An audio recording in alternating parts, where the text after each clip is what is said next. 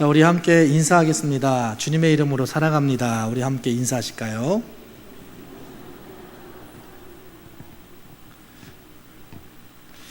아유, 목사님 더워 죽겠는데, 또 사랑하면 너무 뜨겁지 않습니까? 또 그럴 수 있는데, 주님께서 우리에게 사랑을 주실 때 우리의 몸과 영혼이 또 시원해질 줄 믿습니다. 성령의 여러 가지 표현 중에서 성령님은 뜨겁다, 우리 보통 이렇게 생각하잖아요. 근데 성령님은 또 시원하십니다. 왜일까요? 성령의 바람이 불면 또 시원할 거 아니겠어요? 또 제가 또 이렇게 표현했는데, 목사님, 성령의 바람은 뜨거운 바람인데 뭐 시원합니까? 또 이렇게 말씀하시는 분이 계실지 모르겠지만, 늘 주님 안에서 시원하고 또 주님의 마음을 시원하게 해드리는 우리 성도님들 됐으면 좋겠습니다. 자, 오늘은 사도행전 19장 1절에서 10절 말씀 가지고 성령을 받아야 천국을 누립니다 라는 제목으로 하나님 말씀을 전하겠습니다. 하나님께서는요, 하나님을 믿는 백성들에게 언제나 증표를 삼기를 원하십니다. 그래서 구약의 하나님께서 우리에게 할례 받기를 원하셨죠. 바로 너희가 나와 언약을 맺은 백성이다, 그 증표죠. 아브라함에게도 원하셨고요, 모세에게도 하나님께서 육체의 할례를 원하셨습니다.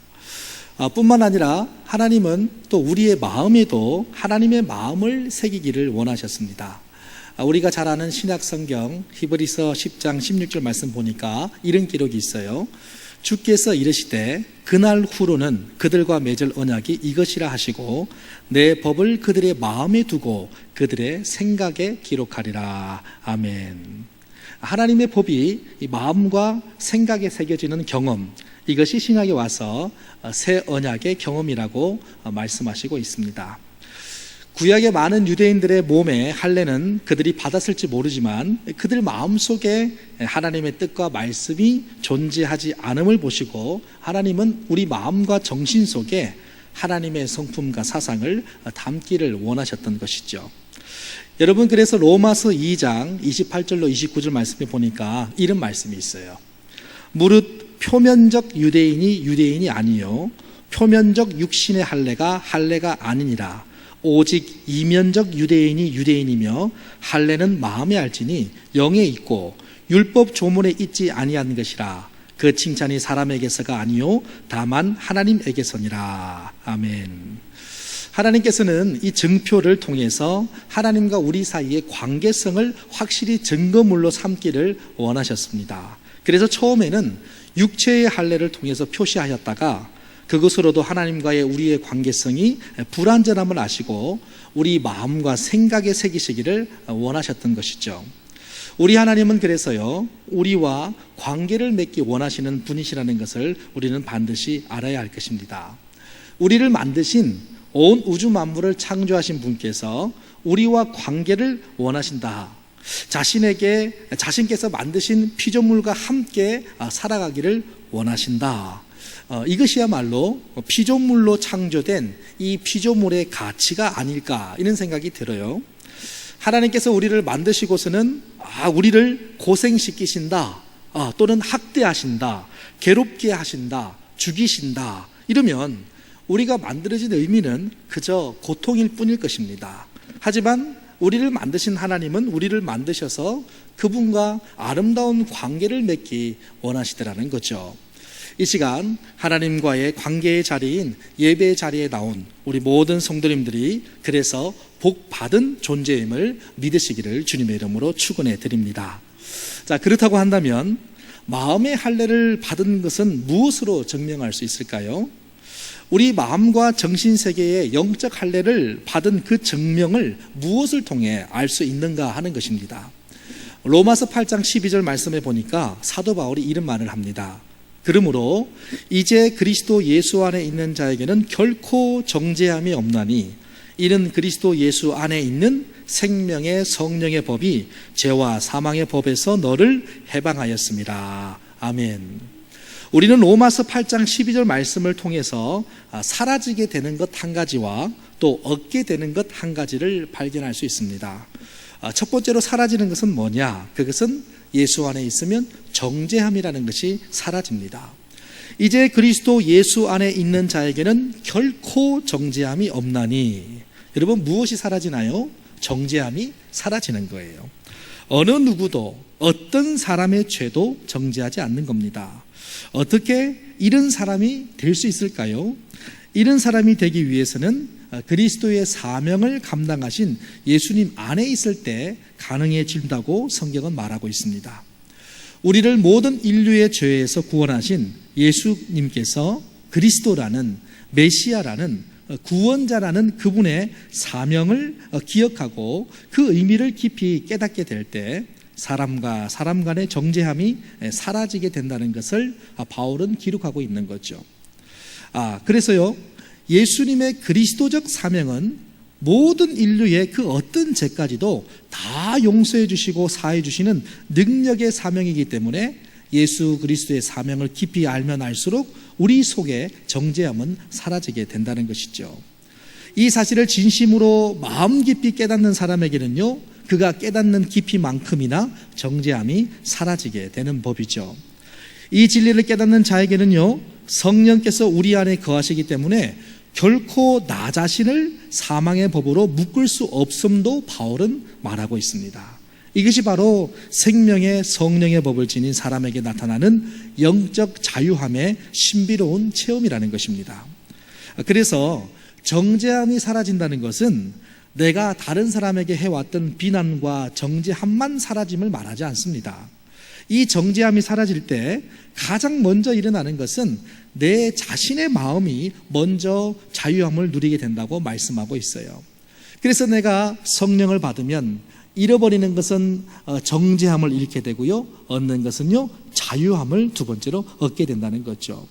정죄함이 사라질 때 가장 먼저 일어나는 것, 내가 예수 그리스도 안에 있을 때 이 생명의 성령의 법 때문에 내 심령 속에서 가장 먼저 일어나는 것, 그것은 뭐냐면은 정죄함이 사라지고 내 심령과 내 마음이 자유함을 누리게 된다고 성경은 말씀하고 있습니다. 성령을 받은 사람은 그 성령의 존재와 능력 안에서 나 자신이 자유함을 누리게 되더라는 것이죠. 이것을 믿으십니까? 이것을 믿으시는 우리 성도님들 모두가 되시기를 주님의 이름으로 축원해 드립니다. 그래서요, 마음의 할례는 곧 성령을 받는 것을 의미합니다.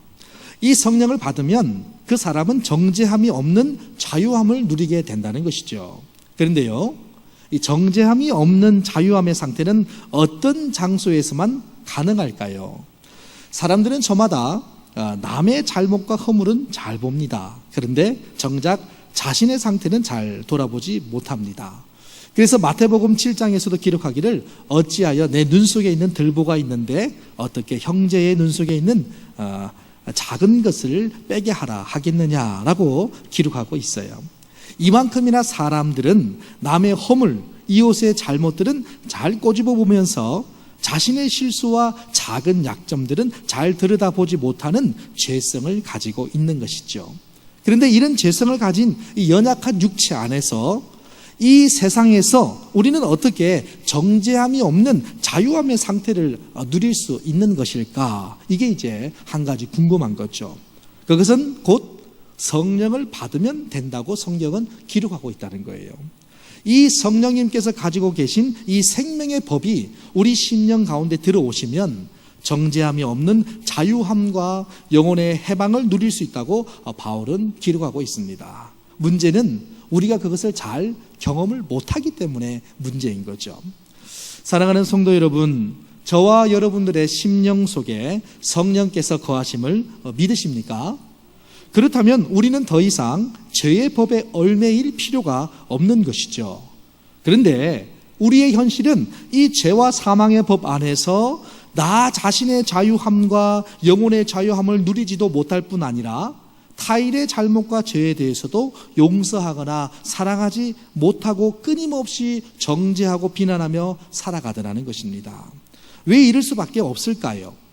결국 예수님께서 온 인류의 죄를 다 담당하셨다는 그 십자가의 진리를 온전히 깨닫지 못했기 때문에 그렇다는 겁니다. 이것을 온전히 깨닫지 못했다는 말은 예수님이 온 인류의 죄를 담당하신 그리스도이심을 깊이 믿지 못하고 있음을 말씀하고 있어요.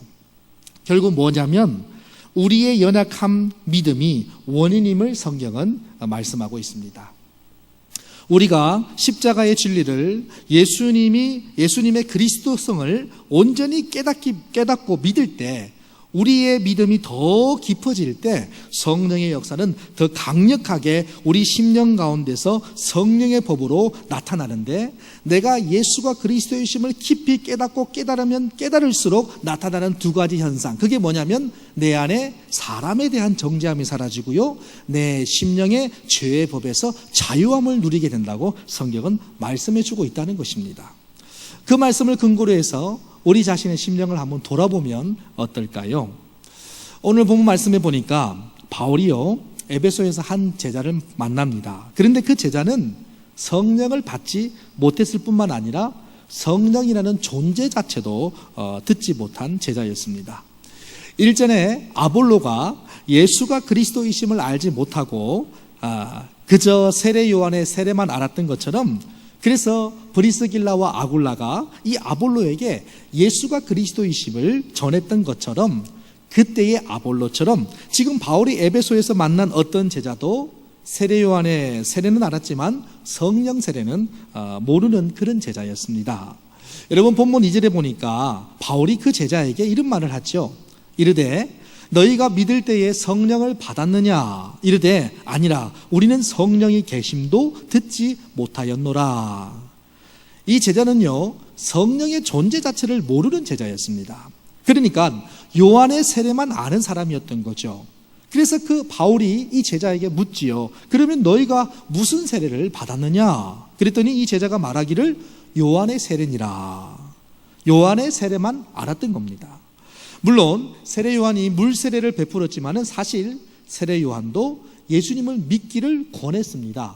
그런데 이가 성령에 대해서 들어보지도 못했던 것을 볼 때 그저 세례 요한의 세례만 받은 것으로 구원을 받을 수 있다고 믿는 사람들처럼 여전히 신약 시대를 살고 있으면서도 그의 사상과 마음은 구약 시대를 살고 있었던 사람이 바로 이 에베소에서 만난 어느 제자였던 거죠.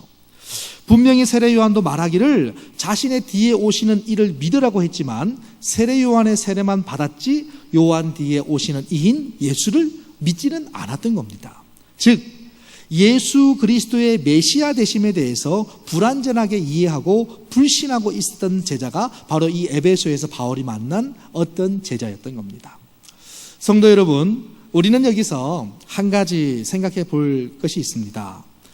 세례 요한의 가르침에도 불구하고 요한의 제자들이 성령의 계심을 알지 못한 것에는 어떤 의미가 있을까요? 우리는요, 우리의 신앙생활을 살펴볼 필요가 있어요. 세례 요한의 세례는 회개를 의미합니다. 하지만 세례 요한의 회개는 구약의 할례처럼 몸의 할례와도 같은 것이었습니다. 몸의 할례에 이어서 하나님께서는 우리에게 마음의 할례를 받기를 원하셨음을 우리는 기억해야 됩니다. 그러니까 단지 지난날을 회개하고 착하게 살며 교회 생활에 출석한다고 해서 성령 받은 예수 그리스도의 제자가 다 되는 것은 아니라는 얘기예요. 종교적인 형식을 갖추는 것만으로 참된 성도가 되는 것은 아닙니다. 지난 날들의 잘못을 뉘우치고 선하게 살고자 한다고 해서 참된 신자라고 할 수도 없습니다. 오직 성령님이 주시는 새로운 생명을 가진 자만이 참된 신자임을 바울은 말하고 있는 거예요. 거듭나지 못한 채 교회에 다니는 사람들은 반드시 성령으로 인한 새 생명을 얻어야 한다고 바울은 말하고 있어요. 신앙은요, 그래서요, 지식의 차원에 머무는 것이 아니라, 종교적인 예식에 머무는 것이 아니라 반드시 거듭남의 체험이 있어야 함을 바울은 말하고 있는 거죠. 이것을 중생의 경험이라고 말합니다.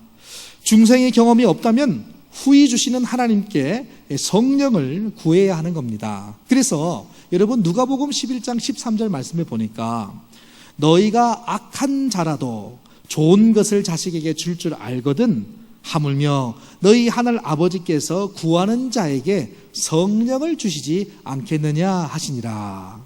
여러분, 중생의 경험이 없다면 하늘에 계신 아버지께 구해야 하는 것입니다. 구할 때 하나님이 무엇을 주신다고 기록하고 있나요? 다른 것이 아니에요. 하나님은 성령을 주시겠다고 약속하셨어요. 하늘아버지께서 우리에게 성령을 주시겠다고 분명히 성경에 명백하게 기록해 두셨다는 겁니다. 그러면 우리는 예수님을 믿음으로 성령을 받았는가? 거듭남의 경험이 있는가? 성령님이 내 심령 속에 내주하시는가? 이것을 살펴볼 필요가 있는 거죠. 교회 문화에 익숙하고 거부감이 없다는 것이 거듭남의 증거일까요? 자신의 잘못을 인정하고 선하게 살고자 노력하며 교회에 정기적으로 나오는 것 또한 새로운 생명이 있다는 증거, 완벽한 증거라고 말할 수는 없는 것이죠. 거듭나지 않은 채 행하는 모든 행위는 결국 무익함을 우리는 본문을 통해서 알 수 있습니다. 어떻게 하면 마음의 할례를 받을 수 있을까요? 오직 예수 그리스도를 믿음으로써 마음의 할례를 받을 수 있음을 믿으시기 바랍니다. 그 마음의 할례의 증거가 무엇인가요? 바로 성령의 내주하심이라는 겁니다. 바울을 만난 이 어떤 제자는요, 바울의 가르침을 듣고 예수님이 주가 되심을 믿습니다. 그래서 5절 말씀에 보면은 세례를 받는데 어떤 마음으로 바울에게 세례를 받냐면 주 예수의 이름으로 세례를 받습니다. 이 어떤 사람은요, 그 전에도 세례를 받은 사람이에요. 하지만 바울을 만나기 전 받았던 세례는 요한이 베푸는 세례였습니다. 회개를 위한 세례였고 그가 세례 받으면 구원을 얻기 위한 수단에 불과한 세례였습니다. 그러나 요한의 세례의 의미는 뭔가요? 예수님을 믿도록 하기 위한 수단이었죠. 요한도 예수 그리스도를 전하면서 예수님이 성령으로 세례를 베푸실 것이라고 그는 선포하면서 자신의 세례를 베풀었던 거죠. 때문에 요한의 진정한 제자라면 예수 그리스도에 대한 참된 지식과 믿음이 있어야 함에도 불구하고 이들에게는 그러한 지식이 없었던 것입니다. 왜 이들은 요한의 제자라고 말하면서도 성령 세례에 대해서 잘 알지 못했던 것일까요? 그것은 이들이요, 예수님에 대한 바른 지식을 갖지 못했기 때문에 성령 세례에 대해서도 알지 못했던 겁니다. 참된 믿음이 없었기 때문이에요. 신앙생활을 교회 생활로 착각했기 때문이에요. 오늘날 많은 신앙인들이요, 교회 생활을 잘하면 자신의 믿음이 좋은 줄 압니다. 교회 생활에 열심을 내면 많은 성도들이 이를 칭찬합니다. 물론 믿음이 좋아서 교회 생활에 헌신하고 열심을 낼 수도 있습니다.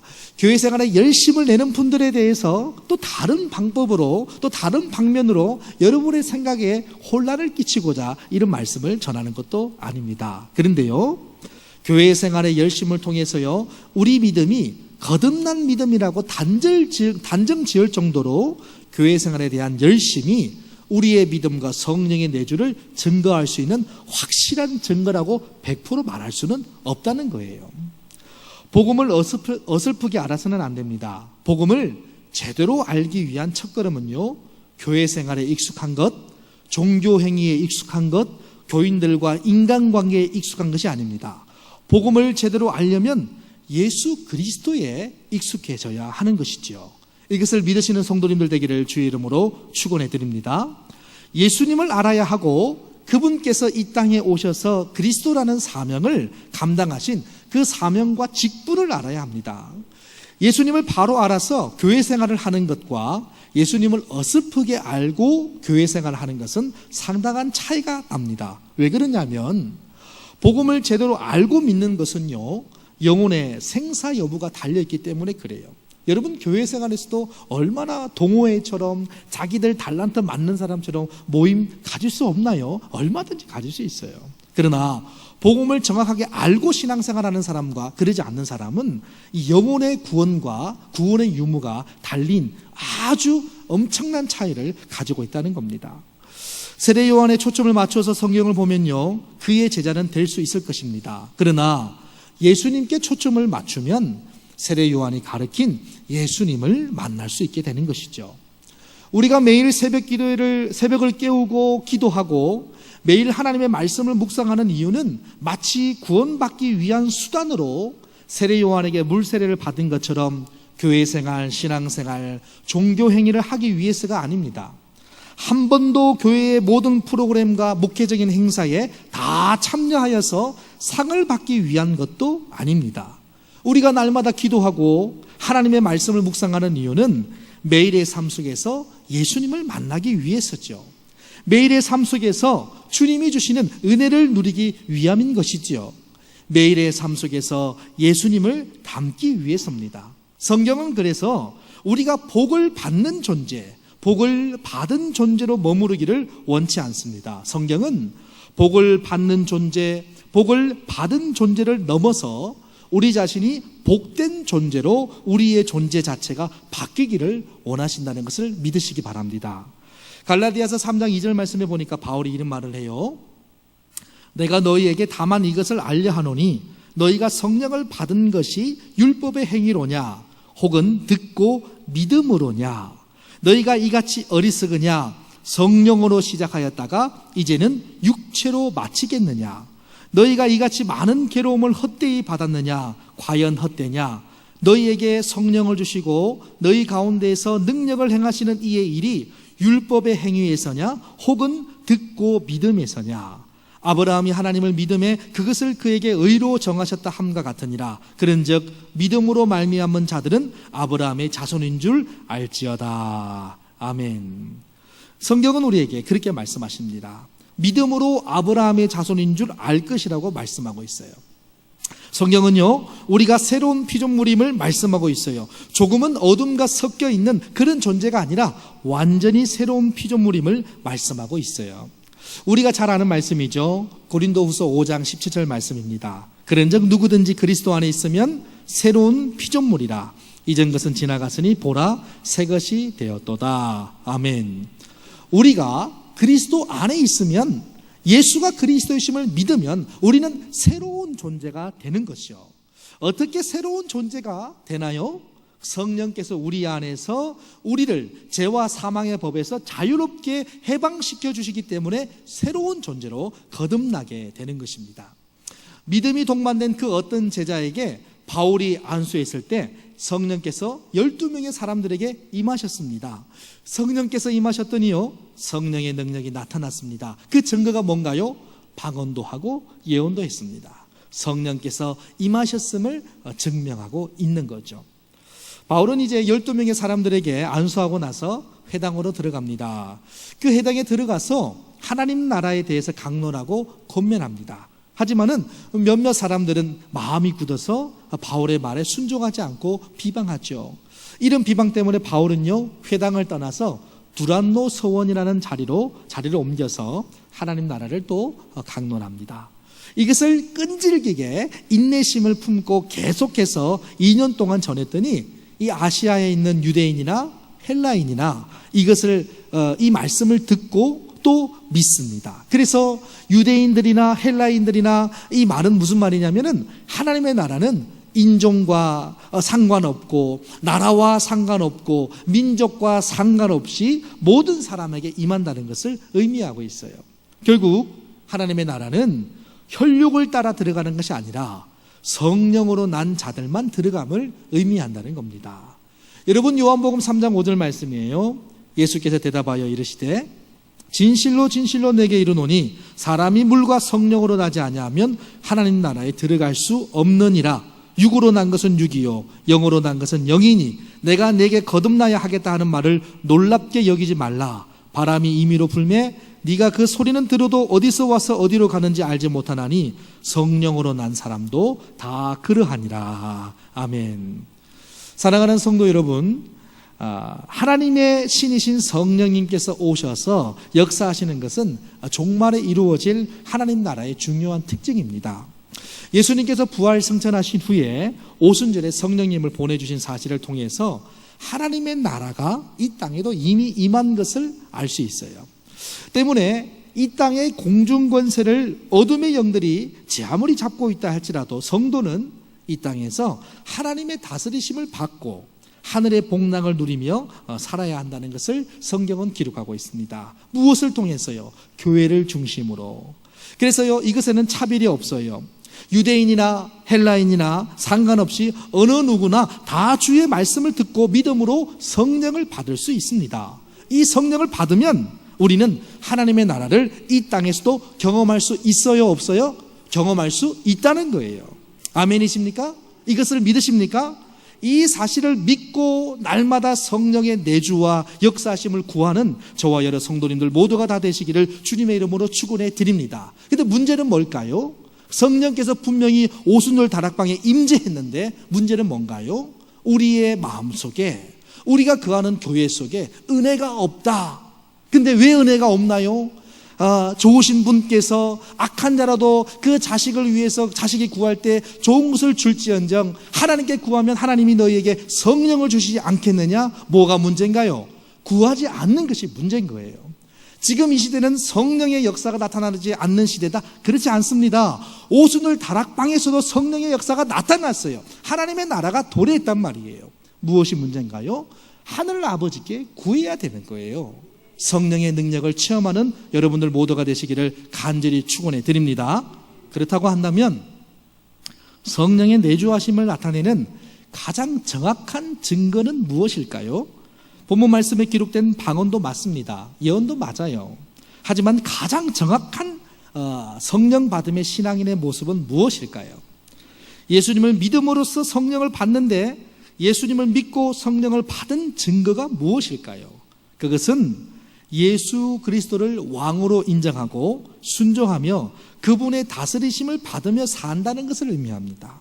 우리가 무엇을 믿습니까? 예수 그리스도를 믿습니다. 이 모든 사건을 기록한 것이 무엇인가요? 성경입니다. 성경은 예수 그리스도를 믿을 때 구원 받음을 예언한 책이고요, 이 예언의 말씀이 실제로 성취된 역사적인 사실임을 증명하는 책이고요, 이 사실을 믿는 자가 영생을 얻을 것임을 예언하고 있는 책입니다. 그러니까 성령의 내주하심을 나타내는 가장 정확한 신앙의 모습은요, 하나님의 기록된 말씀에 순종하며 사는 것입니다. 그래서요, 성령 충만은 믿음 충만이고 믿음 충만은 말씀 충만을 의미해요. 성령의 충만이 있으면서 하나님 말씀에 불순종할 수 있을까요? 성령께서 내주하는 성도가 말씀에 순종하지 않고 자신의 경험과 욕망대로 살아갈까요? 그럴 수는 없어요. 물론 인간의 재성 속에서 연약함 때문에 죄와 함께 범벅되어 살아는 가지만, 그러나 말씀을 계속 추구하며 살아갈 수 있는 끊임없는 열정과 끊임없는 추구가 우리의 안에 있는 성령께서 우리를 자극하시더라는 거예요. 그래서 설교 중간에도 여러분에게 말씀드렸듯이 성경은 우리에게 이렇게 말씀하고 있는 거죠. 그리스도 예수 안에 있는 생명의 성령의 법이 죄와 사망의 법에서 너희를 해방하였음이니라. 아멘. 로마서 8장 2절의 말씀이에요. 그렇다고 한다면 왜 성령께서는 예수 그리스도를 믿는 자에게 오시는 것일까요? 왜 예수 그리스도를 믿는 자에게만 성령께서 오시는 것일까? 세례 요한의 세례만 받은 그 어떤 제자에게는 아직 바울을 만나기 전까지는 성령을 경험하지 못했지 않습니까? 왜 그럴까요? 그 이유는 간단합니다. 성령님은 거룩하신 영이십니다. 거룩하신 성령님은 흠도 없고 점도 없는 의인에게만 임하십니다. 이걸 믿으시지요? 하지만 이 땅에 의인은 존재하나요? 존재하지 않아요. 그렇다면 누가 성령을 받을 수 있나요? 아무도 성령을 받을 수 없어요. 그러나 성령을 받을 수 있는 딱 한 가지 조건이 있어요. 그건 뭐냐? 우리에게 예수 그리스도가 그래서 필요하다는 거예요. 예수님을 믿으면 이 예수님을 믿는 믿음 때문에 죄인인 우리가 의롭다 인정을 받기 때문에 내가 예수님을 믿으면 거룩하신 영이신 성령께서 우리 안에 들어오신다는 거예요. 우리가 예수님을 믿지 않으면 성령님은 절대로 우리 속에 들어오지 않습니다. 왜요? 성령님은 거룩하신 영이세요. 거룩하신 영은 더러운 심령 속에 들어오지 않습니다. 더러운 것을 싫어하십니다. 더러운 것을 오히려 소멸하시는 분이십니다. 그러나 우리가 예수 그리스도를 믿음으로써 하나님께서 이 믿음을 보고 우리를 어렵게 칭하시기 때문에 우리가 예수님을 믿으면 성령께서 우리 가운데 오신다는 거예요. 아멘이시죠? 때문에 예수님을 믿을 때 우리는 의인이 되고 성령님께서 우리 안에 오시게 되는 것입니다. 이것을 믿으시기 바랍니다. 누가 하나님 나라에 들어갈 수 있을까요? 돈으로도 힘으로도 출신으로도 갈 수 없는 것이 하나님 나라입니다. 오직 의인만이 하나님 나라에 들어갈 수 있습니다. 믿음으로 의롭다 함을 얻어 성령을 받은 성도만이 하나님의 나라에 들어갈 수 있는 것이죠.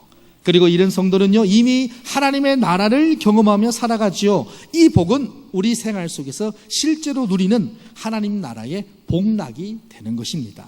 따라서 성령께서 내주하시는 성도는요, 하나님의 나라가 먼저는 내 안에서, 다음으로 나를 중심으로 내 주변과 이웃에게 퍼져가게 되어 있다는 거예요. 그리고 나는 이 땅에서 하나님의 말씀에 순종함으로 하늘나라를 누리며 살아가게 되는 것입니다. 때문에 1차적으로 하나님의 나라는 먼 훗날의 이야기가 아니라는 거예요. 우리와 함께 계신 성령님으로 인해서 이미 이 땅에 오순절 다락방을 통해 임하신 성령님을 통해서 우리의 심령 속에서, 우리의 삶 속에서 하나님의 나라가 실현되고 경험하며 살아가지게 되더라는 거예요. 자, 그러면 우리가 이것을 성경을 통해서 알았는데, 우리는 그 성령의 뜨거움 가운데 그렇게 지금 살아가고 계십니까? 이것을 이제 적용해야 되는 거예요. 나는 왜 성령님을, 예수님을 믿는다고 하면서 성령의 강건적인 역사와 활동 속에 살아가지 못하고 이렇게 무기력할까? 나는 왜 이렇게 어려울까? 내게는 그런 에너지가 솟아나지 않을까? 오늘날 신앙인들이 신앙생활하면서 어려운 이유가 뭘까요? 성령의 내주하심으로 내가 살아가면, 성령의 힘을 구하고 살아가면, 예수님을 믿는 믿음으로 살아가면 그분께서 나를 움직여서 하나님의 일들을 할 수 있도록 하실 건데, 성령의 내주하심을, 성령께서 역사하심을 구하지는 않고 내 경험과 내 힘으로 그것을 감당하려고 하다 보니까 어렵고 힘들고 또 좌절하고 낙심하게 되는 건 없나요? 그런 게 사실은 우리의 삶 속에 너무 많더라는 거예요. 그러니까 우리가요, 예수님이 그리스도이심을 믿는 그 믿음의 차원이요, 어느 정도는 진심으로 인격적으로 믿지만, 믿는다고 하면서 어느 정도는요, 지식적인 차원에 머물러 있는 우리의 삶의 현실들이 너무 많다는 거예요. 그래서 성령님을 깨닫지 못하고 하나님의 역사를 깨닫지 못하고 세상 이치와 방법으로 그것을 판단하고 이끌어 가다 보니까 우리 삶 속에 어려움이 자꾸 오는 것이고 우리가 신앙생활하기가 어렵고 버겁더라는 거예요. 여러분, 근데 제가 이런 말을 하는데, 이런 말씀을 여러분에게 드리는데, 김신고 목사가 그렇게 설교하는데, 김 목사는 그렇게 늘 성령의 역사하심 속에서 늘 그렇게 잘 살아갈까요? 저도 마찬가지예요. 알고는 있어요. 근데 그렇게 못하는 거예요. 그렇기 때문에 뭐 해야 돼요? 성령께서 우리 삶 속에 오시도록 기도해야 되는 거예요. 아멘이시죠? 그래서 마가의 다락방에 성령이 임할 때 그 마가의 다락방에 있는 120문도가 했던 신앙적 행위가 뭐였나요? 그건 기도였어요. 그래서 여러분들에게 그렇게 기도하시자고, 새벽 기도에, 금요 기도에 그렇게 나오자고, 그렇게 애걸복걸하면서 입이 닳도록 말씀드린 거 아니겠어요? 어느 날 김신구 목사가 막 새벽 기도에 나오자고 한참 동안 한 해, 두 해 막 외치다가 어느덧 외치지 않잖아요. 사실은요, 너무 외치는데 나오진 않는데 계속 김 목사가 외치면요, 이 목회자의 영적 권위가 떨어질까봐 제가 일부러 밀당한다고 얘기 안 하는 거예요. 사실은 계속 얘기해야 되는데, 계속 말씀드리는데 안 나오시다 보면은 이 성도들이 어떤 목회자의 영적 권위, 이거보다 성도들의 분위기, 우리 교회의 어떤 분위기, 사실은 어디에 더 순종하냐면 분위기에 더 순종해요. 하나님 말씀에 순종하기보다는 분위기가 적당히 맞춰주면 막 나오시고, 분위기가 안 맞춰지면 하나님 말씀 듣고도 나가야 되는데 못 나가고 있네 하면서 늘 한탄하고 있는 것이 우리의 믿음이라는 거예요. 그래서요, 그런 성도님들의 신앙 수준을 알기 때문에 어느 때는 막 기도하자가 했다가 분위기가 아무리 기도하자고 말씀드려도 좀 기도의 현장에 잘 안 나오시면 계속 얘기하면, 말하자면 이 속된 표현이에요, 약발 떨어질까봐 제가 얘기 안 하는 거예요. 사실은 또 그렇게 되면 또 어느 날 갑자기 성도님들께 막 말씀 전하면서 기도하십시다 막 그러면은 또 이게 또 가속력을 받지 않을 거 아니겠어요? 그래서 말씀을 못 드리는 것도 실제로 있습니다. 그런데요, 기도하러 나오셔야 돼요. 기도해야 돼요. 그리고 내가 하나님 앞에 나오지 못한다면 잠자리 들기 전에 기도해야 돼요. 늘 기도해야 돼요. 사실은 제가 우리 성도님들께 기도하십시다 이렇게 말씀드릴 만큼 제가 기도를 많이 하고 그런 목회자도 못 되는 것 같아요. 사실은 올해 제 안에 자극이 됐던 한 가지 일이 있었습니다. 그건 뭐냐면 저희 장모님이 사순절 됐을 때 교회에서 기도하시다가 계속 철야를 하셨어요. 40일 동안. 근데 저희 집사람이 저에게 어머니가 집에서 주무시지 않고 교회에서 계속 철야하신다는 얘기를 저한테 하시면서 제 마음에 사실은 찔렸습니다. 제 육신의 장모님이지만 사실은 말하자면 교회 집사님인데, 나는 목사인데, 나는 기도하지 않고, 장모님은 나를 위해서 기도하고, 지금 목사가 지금 뭐 하고 있나? 이런 생각이 제 마음에 들었어요. 그래서 제가 사순절 이제 시작하지 얼마 안 됐을 때부터 3월 셋째 주부터 제가 그냥 새벽에 나와서 기도했어요.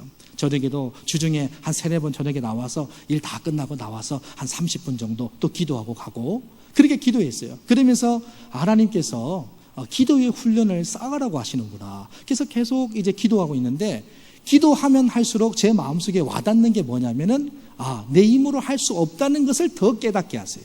기도하지 않을 때는 말씀 보고 말씀 알아가고 목회적인 노하우 경험 막 익혀가고 목회 이럴 때는 이렇게 하면 돼.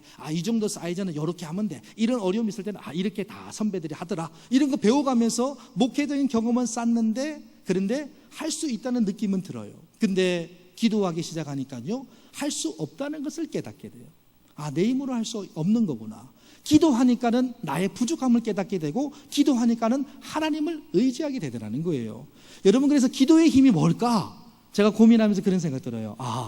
기도의 힘은 내 힘으로 하지 않고 하나님의 힘을 의지하게 만드는구나. 제가 그 생각이 들어서 기도하면서 사실 기도의 맛을 느끼고 있어요. 사랑하는 성도 여러분, 여러분들의 삶 속에서 여러분들이 기도하지 않는다면, 여러분들이 기도하지 않는 이유는 또 뭡니까?